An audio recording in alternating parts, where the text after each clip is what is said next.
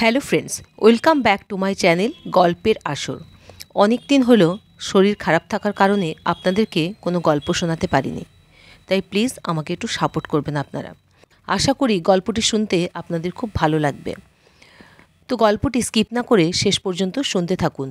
আর ভালো লাগলে একটা লাইক, শেয়ার ও কমেন্ট করতে ভুলবেন না। আর আমার এই নিউ চ্যানেলটিকে সাবস্ক্রাইব করে পাশে থাকবেন ও নতুন নতুন গল্পের আপডেট পেতে পাশে থাকা বেল আইকনটি প্রেস করে দেবেন। তো গল্পটি শুনতে থাকুন। আপনাদের সাথে গল্পটি পাঠে আমি অনামিকা। রাতের ট্রেন ছিল। গাড়ি থেকে যখন বিমল নিউ জলপাইগুড়ি স্টেশনে নামল, রাত তখন ঠিক 1টা। যাত্রীদের স্টেশনে নামিয়ে দিয়ে রেলগাড়িটি আবার চলতে লাগলো। বিমলের সহযাত্রীরা বেশিরভাগই যে যার বাড়ি চলে গেল। আর বিমল তার মামাদেরকে সারপ্রাইজ দেবে বলে মামাবাড়ি আসার সময় কাউকে ফোন করেনি। সঙ্গে থাকা ব্যাগ দুটির একটি কাঁধে ঝুলিয়ে আর অপরটি হাতে নিয়ে স্টেশন মাস্টারের রুমের দিকে গেল।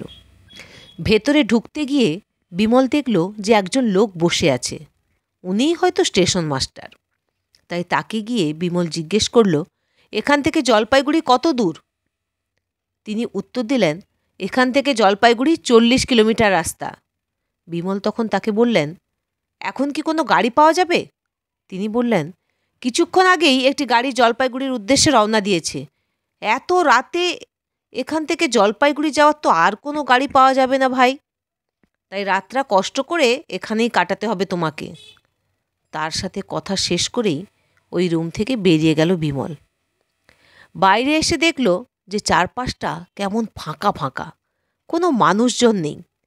পাশের ওয়েটিং রুমে একটি চেয়ারে গিয়ে বসল।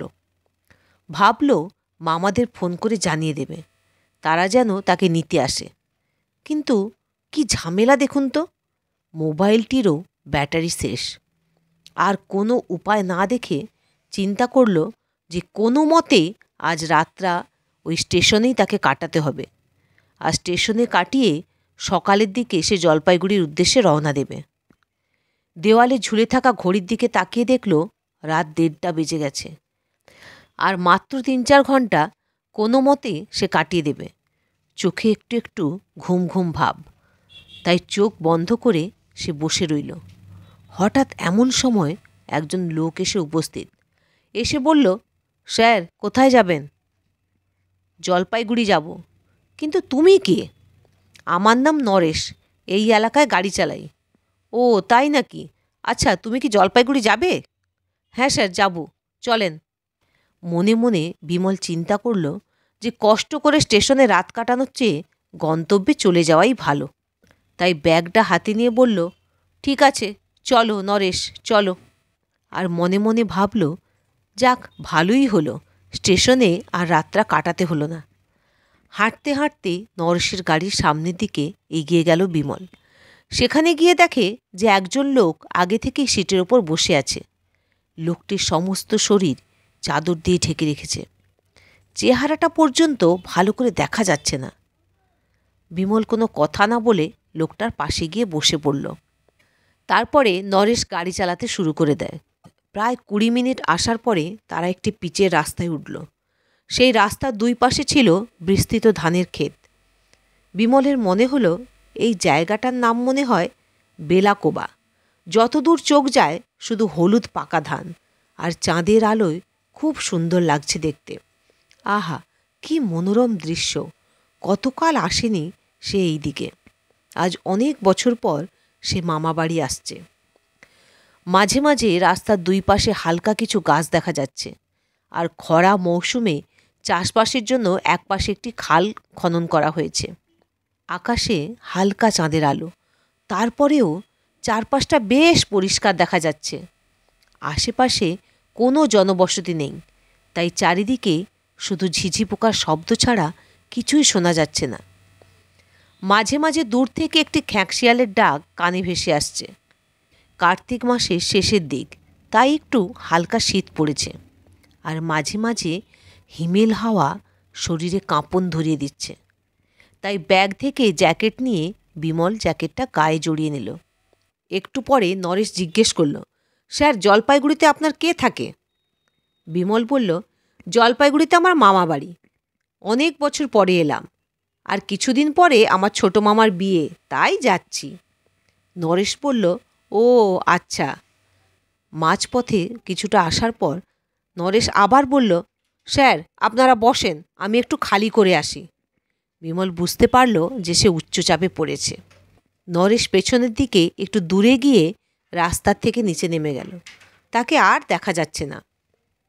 অনেকক্ষণ বসে থেকে বিমলের কোমরে ব্যথা হয়ে গেছে, তাই গাড়ি থেকে নেমে রাস্তার মধ্যে একটু হাঁটাচলা করতে লাগলো। কিন্তু প্রায় ৪৫ মিনিট হয়ে গেছে, নরেশ তখনও ফিরছে না। বিমল তখন তার নাম ধরে ডাক দিল, কিন্তু কোনো উত্তর পেল না। তখন বিমলের মধ্যে একটা চাপা টেনশন কাজ করছে। কিন্তু তার পাশে বসা লোকটির কোনো সাড়া শব্দ নেই, চুপচাপ বসে আছে। ব্যাগ থেকে তখন টর্চ লাইটটা নিয়ে বিমল আস্তে আস্তে আলের নিচের দিকে গেল, কিন্তু সেখানে গিয়ে কিছুই দেখতে পেল না। আস্তে আস্তে আরও একটু সামনের দিকে এগিয়ে গেল, আর এগিয়ে যেতেই হঠাৎ লক্ষ্য করল খালের জলের রং কেমন যেন একটু লালচে দেখাচ্ছে। আরও একটু এগিয়ে গিয়ে বিমলের মনে হলো আলের পাশে কার যেন লাশ পড়ে রয়েছে। কাছে গিয়ে দেখে নরেনের লাশ। হে ভগবান, কে যেন তাকে গলা কেটে হত্যা করেছে, আর তার রক্ত গড়িয়ে খালের জলে মিশে সেটিও লাল হয়ে গেছে। এমন সময় সে আরও লক্ষ্য করল ধান ক্ষেতের মাঝখান থেকে কিছু একটা শব্দ হচ্ছে। একসময় সেই শব্দের তীব্রতা বাড়তে লাগলো। ধান ক্ষেতের ভেতর দিয়ে কিছু একটা এদিকে আসছে।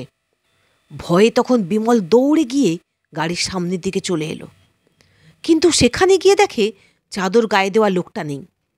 বিমল চারপাশ ভালো করে দেখল, কিন্তু কোথাও লোকটির দেখা পেল না। আর হঠাৎ লক্ষ্য করল দূর থেকে কতগুলো কুকুর শব্দ করতে করতে এই দিকেই ছুটে আসছে। কুকুরগুলোকে দেখে বিমল দ্রুত গাড়ির ওপর উঠে গেল। কুকুরগুলো গাড়ির সামনে এসে কান্নার সুরে ডাকতে শুরু করলো। মনে হচ্ছে কুকুরগুলো কিছু একটা দেখে খুব ভয় পেয়েছে। তাই ওই দিকে বিমল এক দৃষ্টিতে তাকিয়ে রইল।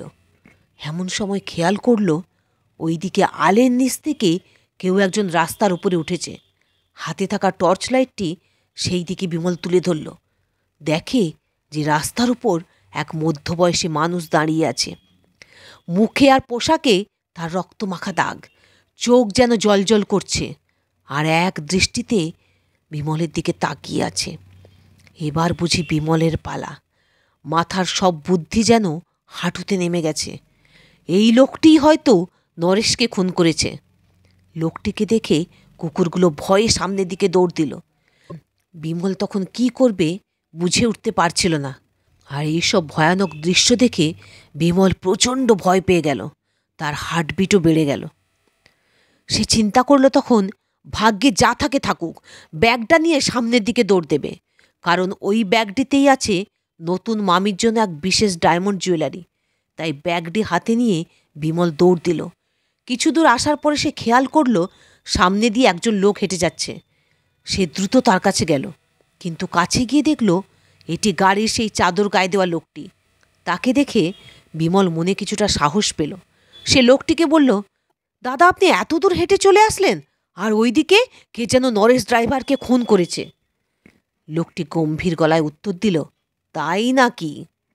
এই প্রথম বিমল লোকটির গলার আওয়াজ শুনতে পেল, কিন্তু আওয়াজটি তার কাছে খুব পরিচিত মনে হচ্ছে। মনের মাঝে কেমন যেন একটা খটকা লাগলো তার। তাই লোকটিকে সে বলল, দাদা আপনি চাদর দিয়ে এভাবে মুখ ঢেকে রেখেছেন কেন? আপনি কি আপনার চেহারাটা আমাকে একটু দেখাবেন? বিমলের কথা শেষ হওয়ার পরে লোকটি রাবণের হাসি হাসতে লাগলো। বলল, মুখ দেখবি? মুখ দেখবি তুই? মুখ দেখবি? দেখ, এই দেখ। এই বলে তার মুখ থেকে চাদর সরিয়ে ফেলল। চেহারাটা দেখে বিমল হতবাক হয়ে গেল। এটা কিভাবে সম্ভব? হে তো একটু আগে মারা যাওয়া নরেশ ড্রাইভার। তার হাতে কাটা মুন্ডু নিয়ে ঘুরছে। বিমলের সব অঙ্গ প্রত্যঙ্গ দুর্বল হয়ে যাচ্ছিল। বিমলের মুখ থেকে তখন আর কোনো কথা বের হচ্ছিল না। এক সময় তার মনে হলো সে জ্ঞান হারাতে যাচ্ছে। তারপরে তার আর কিছুই মনে নেই। জ্ঞান ফিরে আসার পরে সে দেখল সে মামাবাড়ির খাটিয়ায় শুয়ে, মামাবাড়ির সবাই তার চারপাশে বসে আছে, আর কে যেন তার মাথায় জল ঢালছে। পরে বিমল জানতে পারে কাল রাতে তার সঙ্গে যা ঘটেছে সেটি আসলে একটি অতৃপ্ত আত্মার হত্যালীলা। বছর 10 আগে নাকি নরেশ নামে এক ড্রাইভার যাত্রী নিয়ে জলপাইগুড়িতে যাচ্ছিল। ঠিক ওই জায়গাটিতেই গাড়ি থামিয়ে সে পেট খালি করার জন্য নামে। তারপর আর সে ফিরে আসেনি। পরের দিন ধানক্ষেতের খালের জলে তার গলা কাটা দেহ উদ্ধার হয়। তার মৃত্যুর পর সেই যাত্রীদের আর খোঁজ পাওয়া যায়নি। এই নরেশ ড্রাইভারের গাড়িটি স্টেশনের ভাঙা গাড়ির গোডাউনে রাখা হয়েছিল। যেহেতু তার কোনো আত্মীয় ছিল না, সেহেতু কেউই তার অন্ত্যেষ্টিক্রিয়া সম্পন্ন করেনি, যার ফলস্বরূপ তার আত্মা আজও সেই ভয়ঙ্কর রাতের দৃশ্য গভীর রাতের যাত্রীদের সাথে পুনরাবৃত্তি ঘটায়। সেই আত্মাটি হয়তো মুক্তি খোঁজে। তো শ্রোতা বন্ধুরা, এই ভূতের গল্পটি আপনাদের কেমন লাগলো জানাতে ভুলবেন না। তো গল্পটি শোনার জন্য আপনাদের অসংখ্য ধন্যবাদ।